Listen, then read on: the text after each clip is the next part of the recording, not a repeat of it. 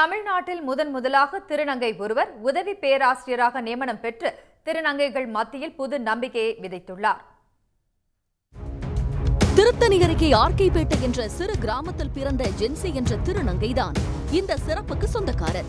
கல்வியால் சாதிக்க வேண்டும் என்ற எண்ணத்தை சிறு வயது முதலே கொண்டிருந்த ஜென்சி அழகு, சமையல் கலைகளிலும் மற்றவர்களுக்கு முன்னுதாரணமாக தானே அனைத்தையும் செய்து வருகிறார்.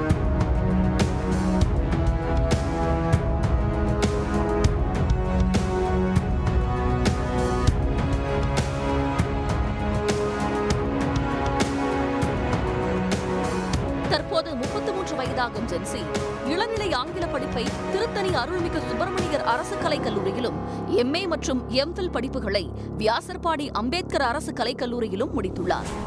இளங்கலை மட்டுமல்லாது முதுகலை படிப்பிலும் தங்க பதக்கத்துடன் முதலாவது திருநர் மாணவராகவும் ஜென்சி தேர்ச்சி பெற்றுள்ளார்.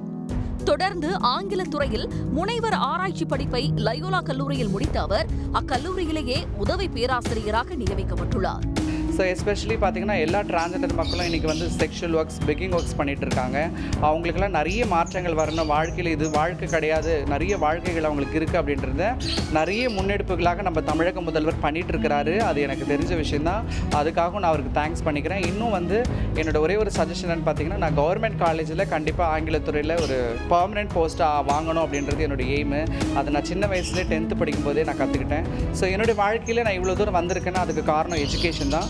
இது என்னுடைய வளர்ச்சி மட்டுமல்ல, ஒட்டுமொத்த திருநர் வளர்ச்சியாக பார்ப்பதாக ஜென்சி நெகிழ்ச்சி தெரிவித்துள்ளார். இதனிடையே கல்வி மூலமாக சாதித்த திருநங்கை ஜென்சிக்கு தமிழ்நாடு முதலமைச்சர் மு க ஸ்டாலின் வாழ்த்து தெரிவித்துள்ளார். உங்களது உழைப்பின் ஒளியால் இன்னும் பல நூறு பேர் கல்விக்கரை சேரட்டும், தடைகளையும் புறக்கணிப்புகளையும் கல்வி என்னும் பேராற்றலால் வெல்லட்டும் என்று எக்ஸ் தளத்தில் ஜென்சிக்கு முதலமைச்சர் மு க ஸ்டாலின் வாழ்த்து தெரிவித்துள்ளார்.